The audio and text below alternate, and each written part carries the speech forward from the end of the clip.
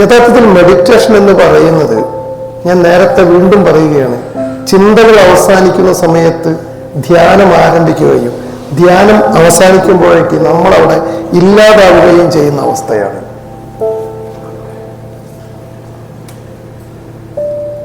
അപ്പൊ അങ്ങനെയുള്ള ഒരു ധ്യാനത്തിന്റെ ചെറിയ ഒരു ബാലപാഠം നമുക്ക് മനസ്സിലാക്കേണ്ടതുണ്ടല്ലോ.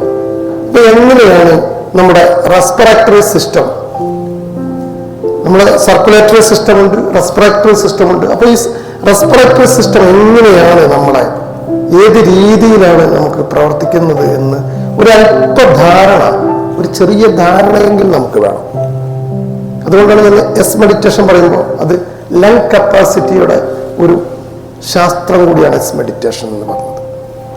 അപ്പൊ നമ്മൾ ബ്രീത്ത് എടുക്കുന്ന സമയത്ത്, നിങ്ങൾ കഴിഞ്ഞ തവണ ഞാൻ നിങ്ങളോടായിരുന്നോ പറഞ്ഞത് എന്ന് എനിക്കറിയില്ല, നമ്മൾ ഗീതയിൽ പറയുന്ന ഒരു കാര്യം തന്നെ ഉണ്ടല്ലോ, ധ്യാനയോഗത്തിൽ പറയുന്ന ഒരു കാര്യം, കാറ്റടിക്കുന്ന സമയത്ത് ഒരു മെഴുകുതിരിയുടെ ഫ്ലെയിം അതിന്റെ എങ്ങനെയാണോ ആടാതിരിക്കുന്നത് അതുപോലെ ആയിരിക്കണം ധ്യാനാവസ്ഥയിൽ.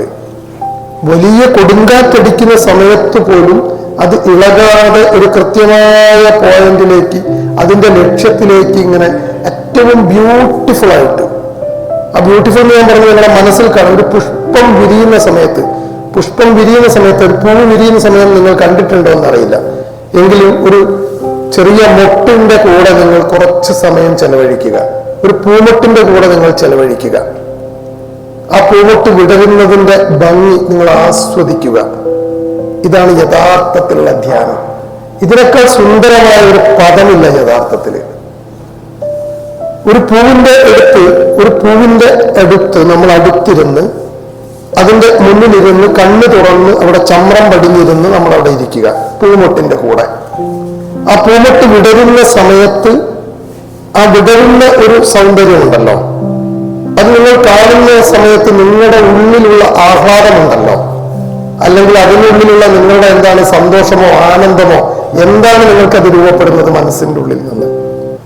അത് തന്നെയാണ് ധ്യാനത്തിലേക്ക് പോകുന്ന സമയത്ത് ഒരു മനുഷ്യന് ഉണ്ടാവുന്ന സന്തോഷവും അല്ലെങ്കിൽ സമാധാനവും.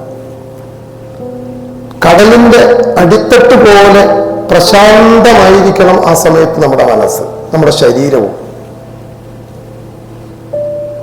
ഇതാണ് ശരിക്കുള്ള ധ്യാനം.